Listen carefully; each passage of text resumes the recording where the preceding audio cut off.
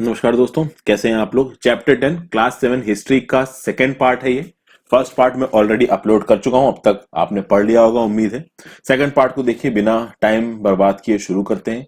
यहाँ पे वतन जागीर्स ऑफ राजपूत के बारे में हम लोग बात करेंगे। उससे पहले लेफ्ट साइड पे आपको छोटा सा एक इंफॉर्मेशन दिख रही है, इसको देख लेते हैं।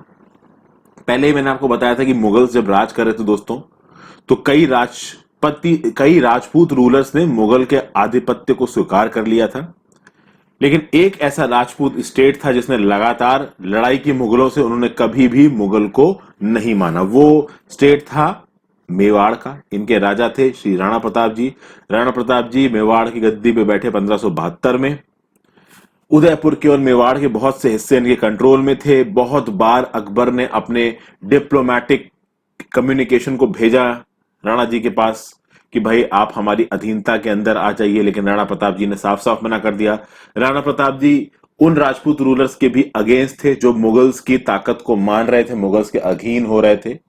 ले राणा प्रताप जी ने लड़ाई करी मुगलों से, वो मुगलों के कंट्रोल के अंदर नहीं आए। उन्होंने अकबर के सामने सीधे सीधे घुटने कभी नहीं टेके। अब बात करते हैं किसकी, द वतन जागीर्स ऑफ राजपूत। देखिए, बहुत से राजपूत किंग्स, खासकर वो जो कि अंबेर और जोधपुर के इलाके थे, उन्होंने मुगलों के राज को मान लिया और मुगलों ने इसके बदले उनको कंसीडरेबल ऑटोनॉमी दी। मुगलों ने कहा कि आपकी जगह हमारी है, यहां पे जो भी रेवेन्यू कलेक्शन होगा इसका एक हिस्सा हमारे पास आना चाहिए, बाकी आप अपने इंटरनल एडमिनिस्ट्रेशन में फ्री हैं, आपके पास ऑटोनॉमी है, हम आपके डेली कामों में इंटरफेरेंस नहीं करेंगे। इसको बोला जाएगा वतन जागीर। वहीं पे ये मुगलों को जिनको वतन जागीर दी, इन राजपूतों को जिनको वतन जागीर दी गई, इनके राजपूत की जो किंग हैं वो मुगल कोर्ट में उनको जगह मिलती थी बैठने के लिए। अब देखेंगे आप दोस्तों, 18वीं शताब्दी में औरंगजेब की मृत्यु के बाद इन राजपूतों को जिनके पास वतन जागीर थी, ये धीरे धीरे इनके अंदर एम्बिशन बढ़ेंगे और वो आसपास के इलाके में अपने कंट्रोल को बढ़ाने की कोशिश करेंगे। तो अजीत सिंह जो कि जोधपुर का रूलर था, वो भी मुगल कोर्ट की पॉलिटिक्स में एक्टिवली इन्वॉल्व था। कई बार उसको इस पॉलिटिक्स में जीत भी मिली थी। और भी बहुत से राजपूत इन्फ्लुएंशियल फैमिलीज थी जिनके पास सूबे आती थी अलग अलग जगहों की। तो गुजरात और मालवा में राजपूत रूलर्स को सूबेदारी मिली थी। तो जो राजा अजीत सिंह था जोधपुर का, उसको गुजरात का गवर्नर बनाया था। सवाई राजा जयसिंह, ये बड़े फेमस हैं, ये अम्बेर के थे, इनको मालवा का गवर्नर बनाया गया था। और 1713 में जो मुगल एम्पर था जहंदर शाह, उन्होंने इनकी सूबादारी को रिन्यू कर दिया।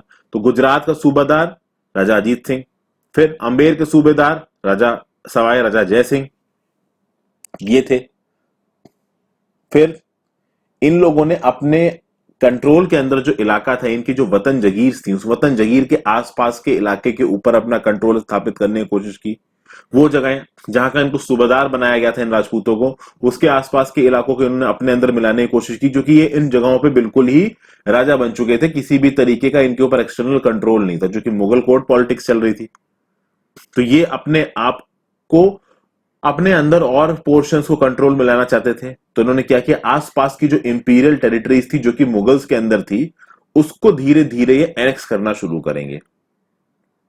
तो देखोगे नगौर करके एक जगह है दोस्तों आपके राजस्थान में, उसको एनेक्स कर लिया गया और जोधपुर के साम्राज्य में उसे जोड़ दिया गया। वहीं पे अंबेर जो था, जो सवाई राजा जयसिंह के अंदर था, उसने बूंदी के बड़े हिस्सों को अपने अंडर में ले लिया। सवाई राजा जयसिंह ने अपनी कैपिटल को बनाया जयपुर। जयपुर आज की डेट में हमारी पिंक सिटी, बहुत ही सुंदर शहर है। इनको सवाई राजा जयसिंह को आगरा की सूबेदारी मिली 1722 में, और Agra was a very important centre during Mughals. आपको पता है जो शुरुआती मुगल्स थे दोस्तों, उन्होंने अपना सेंटर आगरा में बनाया था। तो आपका अकबर भी काफी दिन आगरा में रहा, उसके बाद आप देखेंगे शाहजहां भी काफी दिन आगरा में रहा। फिर जब लाल किला बना तो ये दिल्ली आकर रहने लगे। फिर अब क्या हुआ दोस्तों कि इस समय पे एक और ताकत बहुत उठ रही थी, वो थी मराठा। तो मराठा की कैंपेन 1740s तक आते आते बहुत बढ़ गए। तो ये जो प्रिंसिपैलिटीज थी अंबेर की, गुजरात की, शुरू शुरू में जोधपुर की, ये लोग टेरिटोरियल एक्सपेंशन में घुस रहे थे, बट इनके टेरिटोरियल एक्सपेंशन को रोका मराठाज ने राजस्थान की बहुत सारी जगहों पर अटैक किया और उनको अपने कब्जे में लिया। अगर आप राजपूत शिफ्टेंस की बात कर लें तो राजपूत शिफ्टेंस ने भी बहुत बड़े बड़े स्ट्रक्चर्स, किले, फोर्ट्स बनवाए हैं दोस्तों। तो हिल टॉप्स में इन फोर्ट्स को बनवाया गया, बहुत बड़े बड़े एक्सटेंसिव फोर्टिफिकेशंस थे। इसके अंदर बहुत बड़ी जगह थी, तो मेजर अर्बन सेंटर्स थे, अंदर महल थे, पैलेसेस थे, मंदिर थे, ट्रेडिंग सेंटर्स थे, वाटर हार्वेस्टिंग सेक्टर्स थे बहुत सारे। तो वाटर बॉडीज में अंदर आपको लेक्स भी मिल जाएंगी, बाउलीज भी मिल जाएंगी, स्टेप वेल्स, कुंडीज, कुएं मिल जाएंगे, तालाब मिल जाएंगे, ताकि अंदर जो लोग रहते हैं उनको पानी पीने की कोई कमी ना हो, क्योंकि पानी is basic element of life, बिना इसके रह नहीं सकते लोग। यहाँ पे राइट साइड पे दोस्तों आपको जयपुर का जंतर मंतर दिख रहा है। जयपुर का जंतर मंतर और बाकी जगहों का जो जंतर मंतर है उसको बनवाया तो सवाई जयसिंह जी ने। ये एक्चुअली साइंटिफिक प्रोग्रेस इनके अंदर बहुत थी, साइंस के प्रति इनका झुकाव बहुत था। अंबेर के रूलर थे। इन्होंने 5 एस्ट्रोनॉमिकल ऑब्जर्वेटरीज को बनवाया। एक थी दिल्ली, जयपुर, उज्जैन, मथुरा, वाराणसी। इनको जंतर मंतर ही बोला जाता है। ये वो ऑब्जर्वेटरीज थी उस जमाने में जिनके पास बहुत सारे इंस्ट्रूमेंट्स थे कि वो हेविली बॉडीज की स्टडी कर सके, तारों की, जो कुछ भी रात में आसमान में दिखता है। ऑब्वियसली दोस्तों की देखिए उस समय पे साइंस तो इतनी डेवलप थी नहीं, बट उस समय पे इस तरीके की जंतर मंतर बनाना ही बड़ी बात थी। सबसे खास बात यह है इन जंतर मंतर में खास क्या था, इस बात को आइडेंटिफाई करने की कोशिश कीजिए। आई एम श्योर आप में से बहुत सारे लोग जंतर मंतर गए भी होंगे, बट अब तक समझ नहीं पाए होंगे कि उस जंतर मंतर का एग्जैक्ट सिग्निफिकेंस क्या है, क्या होता है उस जंतर मंतर में। अगर समझ में आया है तो बताइए कमेंट में। फिर आगे बात करते हैं राजा जयसिंह ऑफ जयपुर के बारे में। देखिए 1732 का एक पर्शियन अकाउंट है जिसने राजा जयसिंह के बारे में बताया। इन्होंने बोला कि ये अपनी ताकत की बिल्कुल ऊंचाइयों पे थे एक समय पे। 12 साल तक लगभग आगरा की गवर्नरशिप थी इनके पास। तो 12 साल इन्होंने लगभग आगरा पे राज किया। मालवा पे 5 से 6 साल इन्होंने राज किया। बहुत बड़ी आर्मी, आर्टिलरी और बहुत सारी दौलत थी इनके पास। दिल्ली से लेके नर्मदा किनारे तक इनका राज हुआ करता था एक समय पे। अब यहां पे कुछ और पॉलिटिकल एंटिटीज उभर के आएंगी। Khalsa, this was actually associated with Sikh. इसके बारे में मैंने पहले के चैप्टर्स में बात की है। अब देखिए शुरू में जो सिख्स थे दोस्तों, बेसिकली एक रिलीजन के तौर पे उभरा था। एक सिख ये जो कम्युनिटी थी एक रिलीजन के तौर पे उभरी थी, जो कि बाकी दूसरी सोसाइटी में जो कमियां थी ना उन कमियों को दूर करने की कोशिश करती। बट धीरे धीरे आप देखोगे कि इवॉल्विंग पॉलिटिकल कंडीशंस की वजह से, इवॉल्विंग सोशल कंडीशंस की वजह से सिखों को ये रियलाइज हुआ कि भाई हमें अब एक पॉलिटिकल कम्युनिटी बनना चाहिए अगर हमको इस जगह पे सरवाइव करना है। तो 17th सेंचुरी के लगभग पे आप देखेंगे कि Sikh will convert itself into a political community, और ये एक बहुत इंपॉर्टेंट रीजनल स्टेट पावर बन जाएगी पंजाब में। बहुत सारे बैटल्स लड़ाइयां लड़ी श्री गुरु गोविंद सिंह जी ने राजपूत रूलर के अगेंस्ट, मुगल रूलर्स के अगेंस्ट। खालसा पंथ की स्थापना हुई 1699 में। इस खालसा पंथ की स्थापना के बाद भी बहुत सी लड़ाइयां करी सिखों ने। इससे पहले भी बहुत सी लड़ाइयां करी। बहुत ही कहते हैं ना बोल्ड और स्ट्रांग होते थे ये सिख लीडर्स। अब देखोगे आप दोस्तों कि गुरु गोविंद सिंह जी जो थे इनकी मृत्यु हो गई 1708 में। तो भाई उसके बाद ये जो खालसा पंथ उठा सिखों का वो किसकी आप कह सकते हैं कि लीडरशिप के अंदर उठा, तो बंदा बहादुर ने लीडरशिप संभाली खालसा पंथ की उसके बाद। अब देखिए खालसा पंथ उस समय मुगलों के अगेंस्ट उठ रहा था, लीडरशिप थी बंदा बहादुर की। बंदा बहादुर जी को कैप्चर किया गया 1715 में, इनको एग्जीक्यूट करा दिया गया 1716 में। किसने कराया था? फर्रुखसियर ने। ओके, सिखों ने अपने राज के दौरान अपने खुद के कॉइन्स मिंट करने शुरू हुए। अपने खुद के कॉइन्स मिंट करने का मतलब दोस्तों यह है कि हमारा सोवरेन रूल है, हम अपनी करेंसी खुद इशू कर रहे हैं। तो सोवरेनिटी का एक बहुत इंपॉर्टेंट एलिमेंट होता है अपनी खुद की करेंसी को लॉन्च करना। आप देखोगे दोस्तों कि इनका जो एडमिनिस्ट्रेशन था सतलज और यमुना के बीच के एक बहुत बड़े इलाके पे था। मैं कहूंगा, ये तो नहीं कहूंगा कंटिन्यूस इलाके पे था, बीच बीच में कुछ पॉकेट्स थे जो इनके कंट्रोल के बाहर थे, बट ज्यादातर इलाके में इनका कंट्रोल था। फिर आगे देखते दोस्तों, ये जो बहुत सारे जो सिख कम्युनिटी एक आगे बढ़ के आई थी पॉलिटिकल कम्युनिटी की फॉर्म में, इसमें बहुत से एबल रूलर्स थे दोस्तों। तो 18वीं शताब्दी में इन सिखों ने अपने आप को बड़े बड़े बैंड्स में ऑर्गेनाइज किया। इस बैंड को नाम दिया गया जथास, और बाद में ये इवॉल्व होकर बोले जाने लगे मीजल्स। इन मीजल्स की अपनी अलग अलग सेना थी। तो एक थी आपका सुकर चकिया मीजल। इस सुकर चकिया मीजल से निकल के आए थे आपके महाराजा रंजीत सिंह जी। ये महाराजा रंजीत सिंह जी आगे सारे मीजल्स को आपस में मिलाएंगे। इन मीजल्स की अपनी अलग अलग आर्मी थी जिसको दल खालसा ही बोला जाता था। ये सारे मीजल्स अमृतसर में मिलते थे बैसाखी और दिवाली के समय पे। वहां पे बैठ के ये आपस में डिसीजंस लेते थे। इन डिसीजंस को बोला जाता था रेजोल्यूशंस ऑफ द गुरु। जिसको गुरमताज भी कहते हैं। इन्होंने एक सिस्टम इंट्रोड्यूस किया, राखी सिस्टम। इस राखी सिस्टम में इन्होंने क्या बोला कि भाई हम जिस इलाके पे राज कर रहे हैं उस इलाके के कल्टीवेटर्स को हम राखी बांधेंगे। इसका क्या मतलब होगा, ठीक है, कि वो हमको 20% ऑफ द प्रोड्यूस देंगे। हम ये शायद वो जो कल्टीवेटर्स थे वो जाके इन रूलर्स को राखी बांधते थे और ये रूलर्स उनके बदले में रक्षा करेंगे, और उस रक्षा के बदले में जो कल्टीवेटर्स हैं वो इन रूलर्स को 20% ऑफ द प्रोड्यूस देंगे। ये बात कही गई। फिर आगे देखते हैं, जो गुरु गोविंद सिंह जी था, इनका एक बहुत बड़ा रोल था खालसा पंथ की स्थापना करने में। इन्होंने नारा दिया, राज करेगा खालसा। साफ साफ बोल दिया कि भाई this is actually a political organisation, हम अपने पास पॉलिटिकल पावर लेके आएंगे। क्योंकि बहुत समय से मुगल अपोजिशन की वजह से, राजपूत अपोजिशन की वजह से, जो बाकी रीजनल फोर्सेस थी उनकी अपोजिशन की वजह से, यह समझ में आ रहा था कि अगर अपने आप को यहां पे सर्वाइव करना है तो अपने आप को एक पॉलिटिकल पावर बनाना पड़ेगा। और इनका जो ऑर्गेनाइजेशन था काफी जबरदस्त तरीके से ऑर्गेनाइज था, वेल नेट ऑर्गेनाइजेशन था। इसलिए बहुत से मुगल गवर्नर्स को इन्होंने बहुत लंबे समय तक एक रेजिस्टेंस दिया है। और बाद में जब अहमद शाह अब्दाली अटैक करेगा तो उसमें भी कुछ इलाकों में अहमद शाह अब्दाली को ये सिख्स रेजिस्ट करेंगे।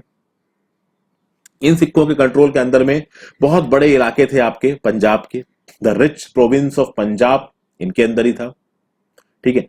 अच्छा, ये जो अहमद शाह अब्दाली जब आया था तो पंजाब के बहुत बड़े हिस्से में उसने बहुत सारी चीजों को सीज किया था, उस पर अपना कब्जा सा कर लिया था। फिर बाद में अहमद शाह अब्दाली अपने पपेट रूलर को वहां पे इंस्टॉल करके वापस चला गया। बाद में उस पपेट रूलर के अगेंस्ट में इन सिखों ने बहुत लंबे समय तक लड़ाइयां लड़ी। फिर खालसा ने फिर से अपना सोवरेन रूल को डिक्लेयर किया 1765 में, अपना कॉइन मिंट करके, अपनी खुद की करेंसी बना के। और इस कॉइन पे वही इंस्क्रिप्शन था जो कि बंदा बहादुर के समय पे जो कॉइन आया था उसमें जो इंस्क्रिप्शन था।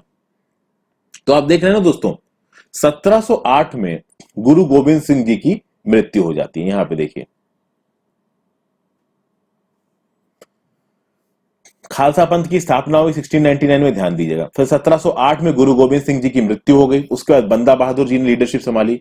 बंदा बहादुर जी को भी मुगल एम्परर ने मरवा दिया, लेकिन उसके बाद भी जो सिख लीडर्स थे उन्होंने अपने मीजर्स, अपने बंस को बना के रूल करना शुरू किया। समय समय पे उन्होंने अपने कॉइन्स भी निकालने शुरू किए। ये बहुत स्ट्रांग थे, जरूरी था कि इनको कंसोलिडेट किया जाए।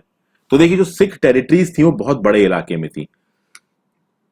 इंदस टू जमुना में आपकी जो सिख टेरिटरीज थी वो फैली हुई थी, अलग अलग रूलर्स के अंदर डिवाइडेड थी। एक रूलर ने इनको कंसोलिडेट किया, जिनको ये समझ में आया कि कंसोलिडेशन की बहुत जरूरत है, सेंट्रलाइज्ड पावर की तरह अपने आप को दिखाने की जरूरत है। वो थे आपके द कैरिज्मेटिक महाराजा रंजीत सिंह जी। इन्होंने सारे ग्रुप्स को रियूनाइट किया और अपनी कैपिटल स्थापित की लाहौर 1799 में। और महाराजा रंजीत सिंह जी इतने एफिशिएंट रूलर थे कि जब तक इनकी मृत्यु हो गई जब तक इनकी मृत्यु नहीं हुई तब तक ब्रिटिशर्स की भी यह हिम्मत नहीं पड़ी कि वो इनके राज पे अटैक करें। मतलब इस लेवल की एफिशिएंसी थी महाराजा रंजीत सिंह जी के राज में। वो अलग बात है कि जब महाराजा रंजीत सिंह की आगे जाके मृत्यु होगी उस समय पे सिख अंपायर डिसइंटीग्रेट होने लगेगा। उस समय पे ये जो एंग्लो सिख वॉर्स होंगे, जो अंग्रेज होंगे, ये सिख अंपायर पे अटैक करेंगे। यहां पे आपको महाराजा छत्रपति शिवाजी महाराज जी की फोटो दिख रही है। ये बहुत एबल और एफिशिएंट एडमिनिस्ट्रेटर थे। आप देखेंगे दोस्तों, 17वीं शताब्दी के एंड तक आते आते इन्होंने एक बहुत पावरफुल स्टेट को डेक्कन के रीजन में इस्टेब्लिश किया, और ये स्टेट फिर आगे उभर के आएगा as a Maratha state. Shivaji की, उनके पिताजी का नाम था शाहजी, उनकी माताजी का नाम था जीजाबाई। इनका जन्म हुआ था शिवनेरी 1630 में। फिर धीरे धीरे इनकी जो गाइडेंस हुई वो इनकी माताजी के बीच में हुई। इनके गार्जियन थे दादा कोनदेव। इनकी पर्सनालिटी को बिल्ड करने में दादा कोनदेव जी का एक बहुत बड़ा हाथ था। छोटे एज पे ही इन्होंने काफी हिम्मत दिखाना शुरू कर दिया था। कॉन्क्वेस्ट का एक कैरियर बनाना शुरू किया इन्होंने। कई कई जगहों पे इनको हार भी मिली, पर उसके बाद पलट के जीते भी ये। आप देखेंगे दोस्तों, इनके बारे में बहुत सारी चीजें, इनके एक्सप्लॉइट्स फेमस हैं। बीजापुर की फोर्सेस ने हराया इन्होंने, मुगल की फोर्सेस को इन्होंने कई बार चकमा दिया है दोस्तों। गुरिल्ला वॉरफेयर में एक्सपर्ट थे। जंगलों में छुप जाते थे और कोई सेना आती थी, एकदम से निकल के आया, थप्पड़ मारा, डंडा मारा, चाकू मारा, फिर से छुप गए, फिर आए। मतलब अपोनेंट को ये पता ही नहीं चल पाता था कि भाई ये हो क्या रहा है, हम लड़ किससे रहे हैं। इस लेवल का इनका एडमिनिस्ट्रेशन और मिलिट्री प्रोवेस थी। इन्होंने अपने अंदर पूरा एक मराठा स्टेट की शुरुआत की, मराठा पावर की शुरुआत की, और जो आप कहते हैं बेस हमारे शिवाजी ने स्टैब्लिश किया, उस बेस का फायदा उठा के आगे जो पेशवाज हैं वो रूल करेंगे। अगर देखा जाए टैक्स कलेक्शन स्ट्रक्चर्स मराठा का, तो चौथ और सरदेशमुखी को ये लोग कलेक्ट करते थे। चौथ और सरदेशमुखी क्या है ये अभी मैं आपको आगे बताऊंगा दोस्तों। अब देखिए मराठास की बात कर लेते हैं दोस्तों। तो मराठा किंगडम भी एक पावरफुल रीजनल किंगडम के तौर पर उभरा, और देखा जाए दोस्तों अंग्रेजों को अगर चैलेंज करने की बात कही जाए, ये जो अंग्रेज हमारे यहां राज करके बैठे ना, अगर कोई एक ऐसी पावर थी जो कि मुगलों के अलावा अगर कोई एक ऐसी पावर थी जो कि अंग्रेज के राज को हटा सकती थी, तो वो थी मराठा पावर। मराठा पावर बहुत स्ट्रांग पावर थी। शिवाजी ने इस पावर की नींव डाली 1627 से 1680 में। फिर बाद में देखेंगे कि इनकी आर्मी में कौन कौन था। तो देखिए मराठास की आर्मी में बहुत स्ट्रांग पावरफुल वॉरियर फैमिलीज थी जिनको आप देशमुख बोलते हैं, ये भी मराठा ही थे। फिर इनके इलाके में, ये जो डेक्कन का इलाका था, वहां पे एक पैस्टोरलिस्ट कम्युनिटी थी, पीजेंट पैस्टोरलिस्ट कम्युनिटी, जिसको बोलते हैं कुनबी। ये कुनबीज भी मराठा की आर्मी में बहुत थे। कुनबी आज की डेट में बहुत बड़ी कम्युनिटी है महाराष्ट्र और डेक्कन के इलाकों में, और इनका प्रयोग करके शिवाजी ने मुगलों के खिलाफ एक परचम फहरा दिया, एक जंग सी छेड़ दी।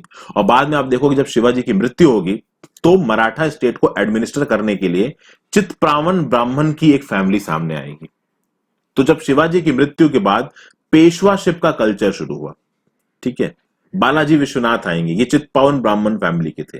तो जो शिवाजी के सक्सेसर्स होंगे वो राजा रहेंगे, और इन राजा के बिहाफ पे रूल कौन करेगा? पेशवा रूल करेगा। तो सारी जंगों में जो लीडरशिप दिखाएगा वो पेशवा दिखाएगा।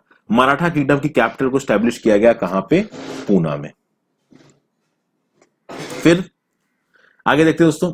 सबसे पहले आए पेशवा बालाजी विश्वनाथ। पेशवा बालाजी विश्वनाथ के बाद आए बाजीराव वन, इनको बाजीराव बल्लाल भी बोलते हैं दोस्तों। ये जो आपका रणवीर सिंह का कैरेक्टर है, अभी एक जो बड़ी मूवी आई थी अच्छी सी इनकी दीपिका पादुकोणे जी के साथ, उसमें ये बाजीराव वन का ही किरदार निभा रहे हैं। ग्रेट मराठा जनरल थे। इन्होंने मराठा किंगडम की ताकत को बहुत बड़े इलाके में फैलाया, विंध्यास में, मालवा, बुंदेलखंड, गुजरात, इवन पोर्तुगीज तक से इन्होंने लड़ाई करके उनको हराया। पेशवा के अंदर मराठास एक सक्सेसफुल मिलिट्री ऑर्गेनाइजेशन की तरह उठ के आगे आए। कई जगहों पे इन्होंने, आप कह सकते हैं जो फोर्टिफाइड एरियाज हुआ करते थे ना मुगलों के, उसको बाईपास करके मुगलों की सेनाओं को कई जगहों पे इन्होंने हराया है। कुछ इस तरीके की मुगलों की सेना से लड़ते थे कि जो मुगलों की सेना की जो सप्लाई लाइन से रीइंफोर्समेंट है, जो सामान वगैरह आते थे मुगलों की सेना को सपोर्ट करने के लिए, उस पूरी सप्लाई लाइन को तोड़ देते थे। तो इनका जो मिलिट्री लीडरशिप थी ना, मिलिट्री मैनेजमेंट था जो इनका मराठास का, वो बहुत तगड़ा था। आप देखोगे दोस्तों 1720 से लेकर 1761 के टाइम पीरियड में मराठा अंपायर बहुत तेजी से बढ़ेगा, और वो बढ़ेगा at the expense of Mughal umpire. तो मुगल अंपायर घटने लगेगा और मराठा अंपायर बढ़ने लगेगा। तो आप देखेंगे मालवा और गुजरात पे भी कब्जा कर लेंगे। मालवा और गुजरात मुगल्स के हाथ में थे। 1720s आते आते मालवा गुजरात मुगलों के हाथ से छीन के मराठास के हाथ में आ जाएगा। 1730s तक आते आते मराठा पूरे डेक्कन पेनिनसुला के रूलर बन जाएंगे, और उस पूरे पेनिनसुला में वो चौथ और सरदेशमुखी को इकट्ठा करेंगे। अब सवाल उठता है चौथ और सरदेशमुखी क्या होता है? तो देखिए एक इलाके में जितना भी लैंड रेवेन्यू एक जमींदार इकट्ठा कर रहा है, उसका 25% टैक्स मराठास लेंगे, इसको बोला जाएगा चौथ। तो पूरा दक्कन मराठा के हाथ में था। इस पे जितना भी लैंड रेवेन्यू वसूला जाता था उसका 25% ले लेते थे मराठा एज अ चौथ। और इस 25% ऑफ द लैंड रेवेन्यू, जिसको चौथ बोलते हैं, चौथ के अंदर जितना टैक्स आएगा उस टैक्स के ऊपर 10% और एक टैक्स लगाया जाएगा जिसको बोला जाएगा सरदेशमुखी। तो basically Sardeshmukhi was a cess. Cess क्या होता है? Cess is a tax on a tax. तो यहां पे टैक्स क्या था? चौथ था, और इस चौथ के ऊपर 10% लगा दिया तो वो हो गया आपका सरदेशमुखी। तो चौथ और सरदेशमुखी आपका लगाते थे मराठास। तो ये Sardeshmukhi was actually a cess. Okay. फिर लगातार जो मराठा की जो रेड्स थी वो पूरे इंडिया में चल रही थी, इंडियन सब कॉन्टिनेंट में। तो दिल्ली पे रेड किया 1737 में, फिर राजस्थान में, पंजाब में, बंगाल, उड़ीसा में, कर्नाटका में, तमिल और तेलुगु रीजन्स में भी इन्होंने अटैक किया। अब इन सारे रीजन्स को फॉर्मली मराठा अंपायर का पार्ट नहीं बनाया गया, बट मराठास ने इनसे कहा कि आपको हमें रेगुलर ट्रिब्यूट्स भेजनी पड़ेंगी, पैसा भेजना पड़ेगा। तो बहुत रिसोर्सेज आए, बहुत पैसा आया मराठा वॉरियर्स के पास, पर बहुत दुश्मनी भी आई दोस्तों। जब अगल बगल के इलाकों में ये अटैक करते थे, तो जिसके इलाके में आप अटैक करोगे ऑब्वियसली बात है वो नाराज होगा दोस्तों, वो बोलेगा कि भाई हमारे इलाके में आप अटैक कर रहे हो। तो ये मिलिट्री कैंपेन्स की वजह से मराठाओं ने बहुत सारे राजाओं को अपना दुश्मन बना लिया था। ये राजा इन मराठास की तरफ नहीं आए जब हुआ थर्ड बैटल ऑफ पानीपत 1760 में। तो आप देखोगे कि जब थर्ड बैटल ऑफ पानीपत हो रहा था, मराठास हार रहे थे, तब भी सूरजमल जो कि जाट राजा था दिल्ली के आसपास के इलाकों का, वो इनकी मदद के लिए नहीं आया। कोई भी मराठास की मदद के लिए नहीं आया। उसके दो रीजन थे, एक तो अहमद शाह अब्दाली की आर्मी बहुत बड़ी थी, दूसरी बात कोई उससे पंगा नहीं ले रहा था, और तीसरी बात सब लोग मराठा से नाराज थे। इनकी पहले की जो रेड्स थी, जो अटैक्स थे, उसकी वजह से नाराज थे। मराठा दोस्त नहीं बना पाए थे, ताकत तो बहुत बना पाए थे पर दोस्त नहीं बना पाए। तो जब समय आया तो उस समय पे कोई मराठा की मदद करने के लिए नहीं आया, क्योंकि पहले सब लोग मराठा से बहुत परेशान हो चुके थे। अब भले ही मराठास ने बहुत सारे मिलिट्री कैंपेन्स किए थे, पर मराठास का जो एडमिनिस्ट्रेटिव सिस्टम था जबरदस्त था। जब वो किसी एक जगह को जीत लेते थे, उस जगह के जीतने के बाद वो वहां पे रेवेन्यू डिमांड्स को रखते थे वहां के रूलर के सामने, और जब वो रेवेन्यू डिमांड्स को रूलर के सामने रखते थे तो वो इनसेंसिटिव या इलॉजिकल रेवेन्यू डिमांड्स नहीं होती थी। वो उस जगह के एरिया को स्टडी कर रहे थे, लोकल कंडीशंस को देखते थे, वहां के पानी बरसने के पैटर्न को, लैंड को देखेंगे, और ये देखेंगे कि वहां पे कितना रेवेन्यू कलेक्ट होता है, और फिर उस रेवेन्यू के हिसाब से अपनी डिमांड रखेंगे।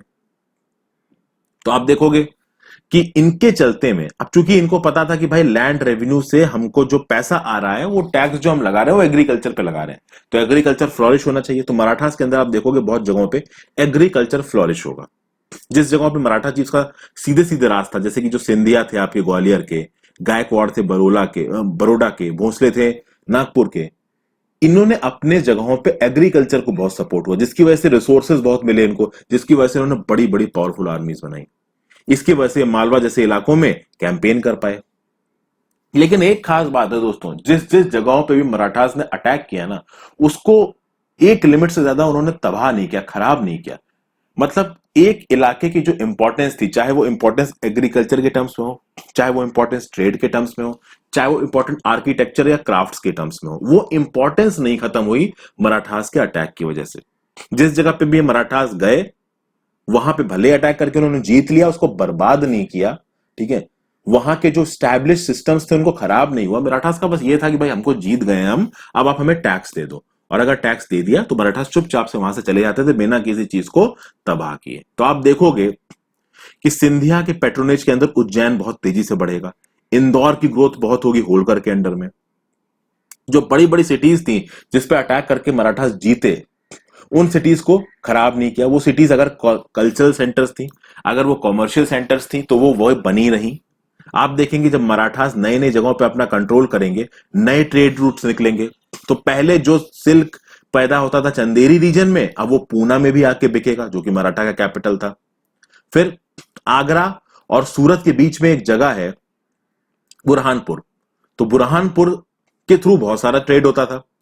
तो आगरा सूरत का ट्रेड जो कि बुरहानपुर के थ्रू होता था, अब उसका ट्रेड एक्सपेंड होके आपका पूना नागपुर भी आ गया, लखनऊ इलाहाबाद भी आ गया। तो जो इंपॉर्टेंट ट्रेड सेंटर्स हुआ करते थे वो एक्चुअली में एक्सपेंड होंगे, कॉमर्शियल एक्टिविटी होगी वो एक्सपेंड होगी, एग्रीकल्चर एक्सपेंड होगा। किसी भी चीज को बर्बाद नहीं किया मराठास ने, ये बहुत अच्छी थी। इन्होंने अटैक करके जगह को जीता और वहां से फिर टैक्स वसूला। इनका मेन काम था पैसे कमाना और जगहों पे अपना कंट्रोल करना, बट किसी को जबरदस्ती से तबाह कर देना, बर्बाद कर देना, ये इन्होंने नहीं किया। तो नादिर शाह ने अटैक किया, पूरी पूरी जगह को बर्बाद कर दिया, निस्तो नाबूद कर दिया, ये सब मराठास ने नहीं किया। तो मराठास का जो अटैक था ना, उस अटैक में इन्होंने बर्बादी नहीं की, ये बहुत अच्छी बात है इनकी। प्लस जिन जगहों पे मराठास का राज था वो जगहें कल्चरली कॉमर्शियली ग्रो करेंगी आगे, ये एक बहुत अच्छी चीज है। इस चीज को जल्दी लोग रिकॉग्नाइज करते नहीं है। फिर हम जाट्स की बात कर लेते हैं। देखिए लेट 17th और 18th सेंचुरी में जाट कम्युनिटी ने भी अपनी पावर को कंसोलिडेट किया। जो उनके लीडर थे चुरामन, उन्होंने दिल्ली की शहर के आसपास के बहुत बड़े इलाके पे अपना कंट्रोल किया, और 1680s आते आते दिल्ली और आगरा के बीच का जो रीजन है उसका एक बहुत बड़ा हिस्सा इन जाट्स के कंट्रोल के अंदर में आ गया। कुछ समय के लिए आगरा की सिटी के पूरे राजा ये जाट्स थे। ये थे कौन? ये प्रॉस्पेरस एग्रीकल्चरिस्ट थे, ठीक है। पानीपत और बल्लभगढ़ जैसे इलाके में ये डोमिनेट करते थे। आज की डेट में भी आपको बहुत से जाट कम्युनिटी के लोग इस इलाकों में मिल जाएंगे। इंपॉर्टेंट ट्रेडिंग सेंटर्स बने इनके अंदर में। इनके बहुत इंपॉर्टेंट रूलर थे सूरजमल। इन्होंने किंगडम ऑफ भरतपुर बनाया, एक बहुत स्ट्रॉन्ग स्टेट की तरह उभरा ये भरतपुर। आप देखेंगे दोस्तों, जब नादिर शाह अटैक करेगा दिल्ली में 1739 में, तो दिल्ली के बहुत सारे जो नोटेबल लोग होंगे वो भाग के आके सूरजमल के किंगडम में छुप जाएंगे उस समय के लिए। और सूरजमल के किंगडम के बिल्कुल कोर पे नादिर शाह का अटैक नहीं हुआ, तो जो आउटस्कर्ट्स में इलाके थे वो जरूर अफेक्ट हुए थे नादिर शाह के अटैक के दौरान। जो बेटा था आपका सूरजमल का, जवाहिर शाह, इनके पास खुद के 30,000 ट्रूप्स थे और इसने कुछ ट्रूप्स को खरीदा भी था। तो लगभग 20,000 मराठा ट्रूप्स इनके अंदर में काम कर रहे थे, 15,000 सिख ट्रूप्स इनके अंदर में काम कर रहे थे। अगर बनवाई की बात की जाए क्या क्या बनाया इन्होंने, तो भरतपुर फोर्ट बनवाया गया है। फिर एक दिग नाम की जगह है, वहां पे जाट्स ने एक इलेबोरेट गार्डन पैलेस बनवाया है, जिसमें जो कल्चर है, जो आर्किटेक्चर है, वो अंबर और आगरा की बिल्डिंग से लिया गया है, आम्बेर और आगरा की बिल्डिंग से। ओके, शाहजहां के अंदर जिस तरीके की आर्किटेक्चरल फॉर्म्स देखी गई हैं, उस तरीके की आर्किटेक्चरल फॉर्म्स आपको जाट्स के द्वारा बनाई गई बिल्डिंगों में देखने को मिल जाएंगी। यहां पे आपको एक फोटो दिख रही दोस्तों, ये दिग नाम की जगह है, वहां पे एक पैलेस कॉम्प्लेक्स है, वहां पे ये चीज बनाई गई है दोस्तों। आगे देखते हैं, यहाँ पे जो जाट्स की पावर की बात की गई है, बहुत ज्यादा पावरफुल हो गए तो सूरजमल के अंदर में। सूरजमल ने जाट स्टेट को कंसोलिडेट किया, जिसका सेंटर बनाया भरतपुर। भरतपुर आज की डेट में प्रेजेंट डे राजस्थान में है। 1756 से 1763 के टाइम पे जो जाट पावर थी, इसको सूरजमल ने कंसोलिडेट किया था, पॉलिटिकल पावर। और सूरजमल ने कौन कौन से इलाकों में इस जाट पावर को फैलाया था? तो eastern Rajasthan, southern Haryana, western Uttar Pradesh, Delhi. हालांकि इसको काफी प्रॉब्लम भी हुई थी, क्योंकि 1756 से 1763 के बीच में 1761 में होगा battle of Panipat, third battle of Panipat. तो दिल्ली के आसपास के इलाकों को निस्त नाबूद कर दिया था उस समय पे किसने? अहमद शाह अब्दाली ने। तो उसकी वजह से सूरजमल को भी थोड़ी बहुत प्रॉब्लम हुई थी। बहुत सारे पैलेसेस और फोर्ट्स बनवाए हैं सूरजमल ने। जो एक बहुत फेमस लोहागढ़ फोर्ट है भरतपुर में, यह कहा जाता है कि सूरजमल द्वारा बनवाया हुआ सबसे स्ट्रॉन्गेस्ट फोर्ट है। ठीक है दोस्तों, आगे चलते हैं, चैप्टर खत्म करते हैं। थोड़ा बहुत फ्रेंच रेवोल्यूशन की बात की गई है, क्या बोला गया है देखिए। 18th सेंचुरी इंडिया में अलग अलग तरीके के स्टेट सिस्टम्स थे, राजा रजवाड़े थे, जिसके बारे में हम लोग बात कर रहे थे। होता क्या था उस समय पे, जो लोग थे हमारे यहाँ पे भी, जो लोग थे उनको किसी भी तरीके के राइट्स नहीं थे। जैसे आज हम सिटीजन हैं ना, तो हमारे कुछ राइट्स है, फंडामेंटल राइट्स ऑफ गवर्नेंस। उस समय पे कोई राइट्स नहीं थे, जो राजा बोलता था वो हो जाता था। कुछ ऐसा ही वेस्टर्न वर्ल्ड में भी था। वेस्टर्न वर्ल्ड में, अमेरिका में, यूरोप में जो लोग रहा करते थे ना, वहां पे जो राजा होता था, राजा अपने हिसाब से चीजें करता था, नीचे के लोगों को कोई राइट्स नहीं थे। फिर अमेरिकन रेवोल्यूशन हुआ 1776 से 1781 में, फ्रेंच रेवोल्यूशन हुआ, और इन रेवोल्यूशंस ने हिस्ट्री के एवोल्यूशन को बदल के रख दिया। इन्होंने, इन रेवोल्यूशन ने सवाल पूछा। सवाल क्या पूछा कि भाई ये जो एरिस्टोक्रेटिक क्लास है, जो एलीट क्लास है, इनको सोशल और पॉलिटिकल प्रिविलेजेस क्यों दिए गए हैं? तो फ्रेंच रेवोल्यूशन में मिडिल क्लास, पीजेंट, आर्टिसंस उठ के खड़े हो जाएंगे और पूछेंगे कि भैया ये धर्म के ठेकेदार, क्लर्जी, ये नोबिलिटी किस बात पे इतने एक्स्ट्रा राइट्स ले रहे हैं और हमको क्यों दबा के रखा गया है? ये प्रिविलेजेस इनको बर्थ के बेसिस पे क्यों मिल रहे हैं? और फिर बवाल हुआ, रेवोल्यूशंस हुए, और इन रेवोल्यूशन ने बदल दिया सब्जेक्ट्स को, किसमें? सिटीजन्स में। जो पहले सब्जेक्ट थे, जो पहले गुलाम थे, अब वो बनेंगे सिटीजन्स। और गुलामों और सिटीजन्स में बहुत फर्क होता है दोस्तों, ये हमने पॉलिटी में देखा है। अपने देश की बात की जाए, इंडियन सब कॉन्टिनेंट की बात की जाए, तो सिटीजनशिप, नेशन स्टेट और डेमोक्रेटिक राइट्स जैसे आइडिया लेट 19th सेंचुरी में उभर के आएंगे, जब दादा भाई नेहरू जैसे लोग अंग्रेजी राज की गलतियों को लोगों के सामने रखने की कोशिश करेंगे। तो ये थी चीजें दोस्तों। आई होप आपको कुछ सीखने को मिला होगा इस वीडियो में। Thank you for watching. धीरे धीरे करके मैं और वीडियोस भी अपलोड करूंगा। कीवर्ड्स कौन कौन से हैं यहाँ पे देख लेते हैं। सारे कीवर्ड्स वैसे मैं एक्चुअली डिस्कस कर चुका हूँ। सूबादारी, दल खालसा, मिस्र, फौजदारी, इजारादारी, चौथ, सरदेशमुखी, सब कुछ आ चुका है हमारे सामने। So thank you for watching, have a great day.